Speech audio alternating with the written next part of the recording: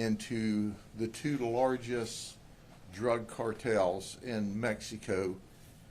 But before I do that, let me introduce to you, first and foremost, our prosecutor, Brian Haas, State Attorney for the 10th Judicial Circuit, and in my estimation, the finest prosecutor not only in the state of Florida, but anywhere in the United States. He does the right thing. He's going to speak to us in a little while. We also have Austin Leal from Auburndale Police Department with us today, Terry Story with us, Mark Brutnell from FDLE, and he's going to also speak today. We have Chris Nelson, Brandon Shealy, who's a supervisor. We have Javier Lopez from Border Patrol with us, Michael Garland from HSI, Jim Gill from U.S. Postal Inspection Service. Why do I list them? Because when you do investigations of this magnitude, no single agency can successfully do them. It takes us all working together. And let me underscore that there's no light between any of us. We're shoulder to shoulder to protect the people of the United States from this evil, evil drug, fentanyl. And I want to highlight before I start giving you the details, and I'm going to give you a 30,000-foot view of this, because obviously there will be other investigations into these cartels. But I want to give you an example. Between 2018 and 2023, 340,000 people died of fentanyl overdose deaths in the United States. Did you hear what I said? I didn't stutter. You can't count that high on your fingers and toes.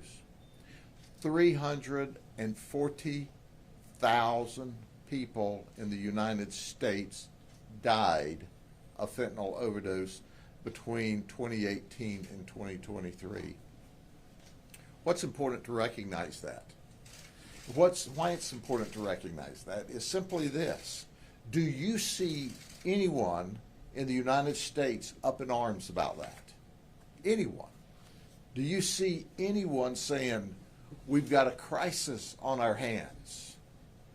Do you see anyone saying, we have an epidemic on our hands? Do you see it leading the evening news? And the answer to all of that is no, no, no. Well, in fact, we do have a crisis when 340,000 people have died in 5 years in the United States of America from this overdose of fentanyl. So I ask you this. What would we be doing if 340,000 people died from the food served in the cafeterias at elementary schools in that period of time? How would we react? How would we react if 340,000 people died in county jails from us feeding bad food? There would be storms. There would be people fired and unelected. There would be congressional investigations. Every state would be doing investigations. But yet we pretty much sat silent while 340,000 people in the United States died from fentanyl overdose. And where does the fentanyl come from? It's coming across our southern border. Now, the good news is, since the border's been shut down, we've seen some drop in that. Since these massive investigations have occurred, we've seen a drop in that. But I want to get back to where I started. And where I started was simply this. We all work together to protect people and keep people alive and safe. So let me introduce you to the Sinaloa cartel and the Jalisco cartel. The Sinaloa cartel has been weakened some with the arrest of its leadership. They're actually working together some with the Jalisco cartel, which is the two largest drug trafficking organizations in Mexico. They call it transnational criminal enterprises. These people are violent. These people want your money, and they don't care whether or not they take your life. So we start out with these two groups of very dangerous people delivering a very dangerous drug. This is not the only drug that they deal with, but we're going to focus on fentanyl today. I'll give you the 30,000-foot overview. It started in July of 24 with a fentanyl pill investigation. And between July 24th to January of 25, there were 8 kilos of fentanyl pills, or 80,000 pills, that came in from Phoenix. They came across the border in Mexico to Phoenix and ultimately to us. There were 6 operations during this total time with about 8 kilos of drugs that were seized.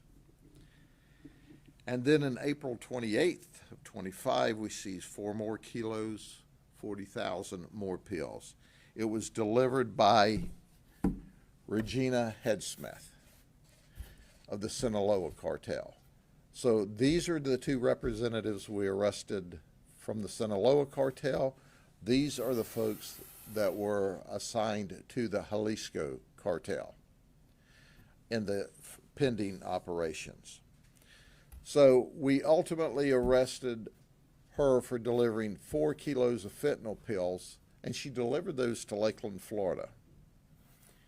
She was ultimately arrested on June the 19th in Maricopa, Arizona, Maricopa County, Arizona. And then there was Adrian Munga. He flew from Phoenix to Tampa to Bartow to pick up the cash for the 4,000 pills. He was arrested on June the 17th when he came a second time to bring us 4 kilos of. So between all of their transactions, we seized 35 pounds of fentanyl pills, or about 160,000 pills. Now, 1 pill is a hit, 1 pill. But understand, we had 160,000 hits. But that's not enough. The good dealers will tell you when you buy these fentanyl pills that, hey, if your body's not used to it, don't take more than a half pill, or we suggest you start with a quarter of a pill, because it'll kill you. Now, your drug dealer's telling you that you should start with a quarter pill because if you're not an experienced doper, it'll kill you. Then move up to a half pill and then a full pill. These pills are pressed in Mexico. There's no quality control over this. So you don't know how powerful this pill is. But 160,000 pills. Now, this Jalisco operation was totally separate. It was not pills. This Jalisco operation was all powder or bricked up. And it also came from traffickers out of Mexico, not related to the pill side. And the investigations started and proceeded when we, let me get to past my notes here, because we took the Sinaloa group off, and then we started working on April 2025 on the powdered operation. And we worked from Alberto Diaz. He flew from California to Tampa to Bartow, and he brought drugs. He was a transport guy. Oh, by the way, he brought his daughter with him. The 2 of them were involved in transport. We learned that they transported for the Jalisco operation and also picked up money. We found out that Gloria Trujillo Duque who's 44, from Atlanta. She brought 5 kilos that originated in Mexico. She came from Atlanta, and she was the money person for the cartel. Her job was to do the finance. Keep in mind that in addition to that, we had a cousin to Miguel who brought 5 kilos in. She's the only one that's on an immigration hold for violating her permit to come 25 miles inside the U.S. border. Somehow when she ended up here, we calculated she was just a little past her 25-mile limit. On April 28th, we got 5 kilos from Mexico. And how are they delivering it to us? In batteries. You see the pictures, and it's in the battery. That's right. So when you see someone on the side of the road maybe putting a new battery in their car, you think to yourself, they've got a bad battery. They had to get another one. Well, what we know is 5 kilos of fentanyl will go in this battery. Now, let me tell you this. The battery still works, okay? So they rigged the battery so that it cranks the car. It actually works. And then they just take the battery out, deliver the battery to you. You think it's a bad battery. They're going to take it in to exchange it. They put another battery in the car. Well, in fact, they've delivered 5 kilos. May 24th, we take a delivery in Auburndale. The Auburndale police were vital in this operation. And we seized another 29 pounds of pure fentanyl. Let me say that again. 29 pounds of pure fentanyl. So between the two operations and the different deliveries of the drugs, we looped all of these folks in as either couriers of the drugs or financiers to pick up the money or transport people. And we seized a total of 64 pounds. 64 pounds of fentanyl in these two operations. That's enough to overdose and kill 14.5 million people. Let me say that again. Our detectives and our agents from the federal, the state, and the local level potentially save the lives of up to 14.5 million people. Or think of it this way. We seized enough drugs to overdose and kill everyone in the state of Ohio, or everyone in the state of Pennsylvania, or everyone in the state of Illinois, and have drugs to kill people left over. So when you look at these undercover agents that risk their lives in doing these types of operations, and then you see it as a risk to their life just to handle this stuff, let alone the violence and the guns and all the other issues they have to traverse in a high-level, large-scale investigation, you understand why our detectives and our agents from the state and the federal government are simply the very best. So will they ever get the appropriate thanks for saving lives? Absolutely not. But the reality is, while there's 340,000 people that died because these people were greedy and wanted money, and they didn't care that you died between 2018 and 2023, we know an immeasurable amount of people would have died with this 64 pounds of drugs that these people brought, and they didn't care about you or your loved ones or your children, but we did. And that's why people are alive today, because of the work that our folks did. Let me first turn this over to Mr. Haas, our state attorney, and our colleague and the prosecutor who's going to make sure that these folks are held accountable by our criminal justice system. Mr. Haas. Thank you, Sheriff. You know, I think when you consider the numbers and the amounts of drugs here, it can be overwhelming when you consider the danger to our community and all the people that are coming and going. These cases just don't make themselves. They don't just magically appear. The reason why you keep coming to these press conferences here in Polk County is because of the leadership of Sheriff Grady Judd. He is the one that absolutely insists that we do not let up, that we are going to continue to pursue the folks that will bring these dangerous drugs into our community. And the wonderful detectives and law enforcement officers that are working with him, both from the sheriff's office and the partner agencies, they are true heroes to everything that you're seeing here today.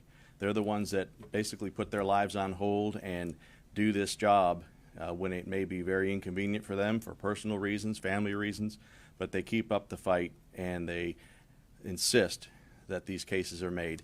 And the quality of the cases is critical. Arrests are very important, but we know that true justice comes at the end of the case when these very dangerous people are put in prison for a very long time. And that's why the details, the attention to detail, working very hard to make sure that we have a prosecutable case that we can get across the finish line is absolutely critical. And what a great honor it is to be a prosecutor in the state of Florida with a governor and a legislature that supports us by making sure that we have the laws that we need with very strong mandatory minimum prison sentences and adequate funding for all of the operations. It's so important, and it is different in Florida. So it's great to be a state attorney here, and particularly in the 10th Circuit, and partnering with Sheriff Grady Judd and all of the great state partners that we have. So we are ready to take these cases. We've been working with the detectives from the beginning, and this is an important day, but there's a lot still to come on these cases, and my prosecutors are ready to go. So, Sheriff, thank you. Thank you, Mr. Haas. Let me introduce you to Mark Brutnell. He is Special Agent in charge of the Tampa Field Office, and he's going to speak with us today about a very important piece of our ability to do these investigations. Mark? Thank you, Sheriff. Good morning, everybody.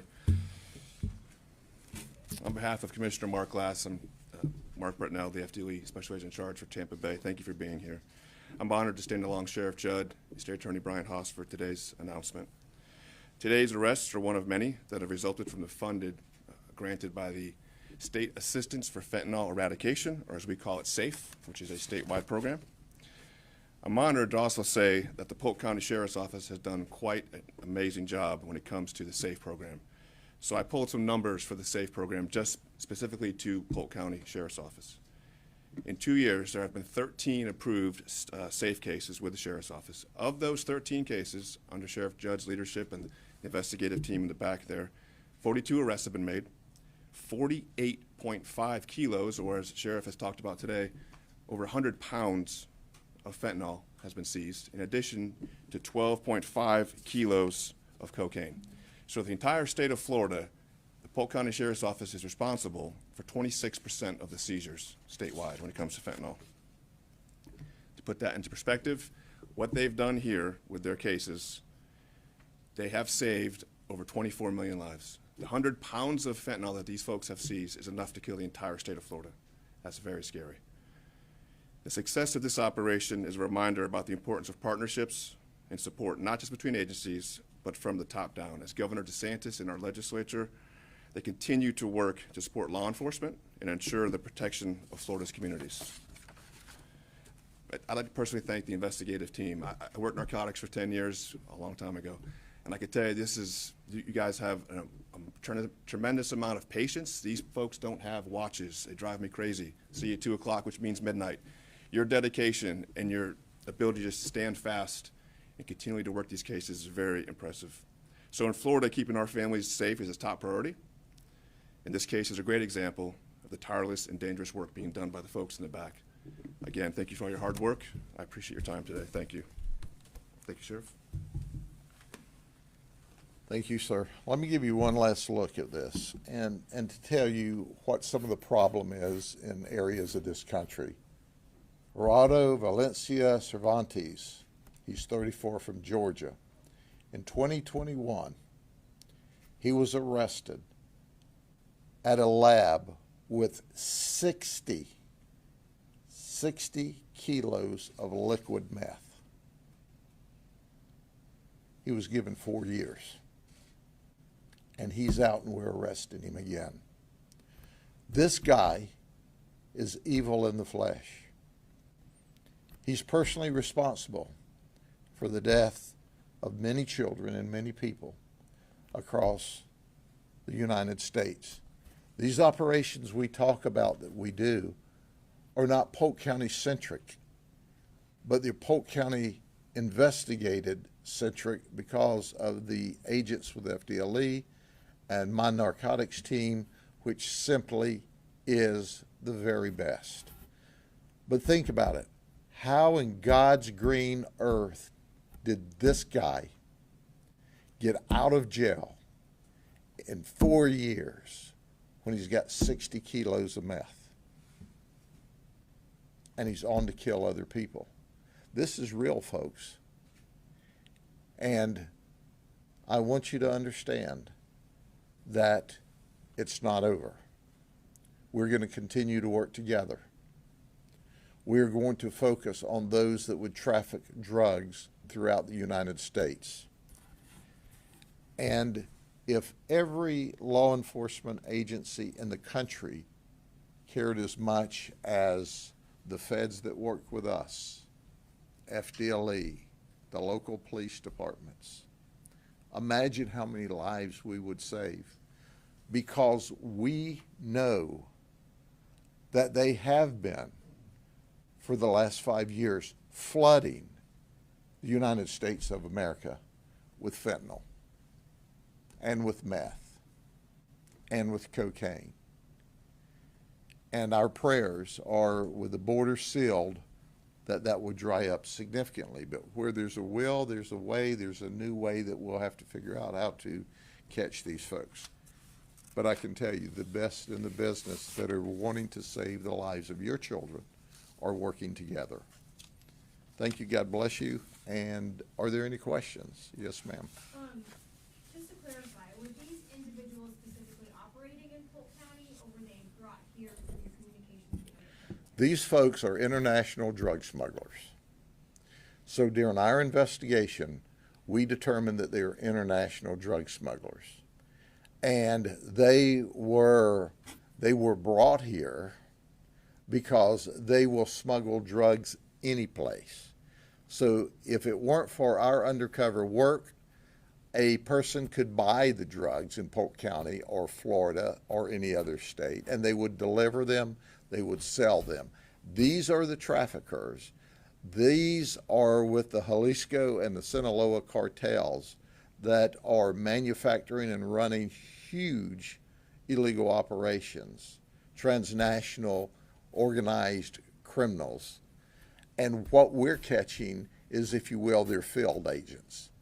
So the reality of it is that the reason they were arrested here, or the reason the case was made here, was because of the unbelievable work by our detectives, our FDLE agents, our city police, our federal partners.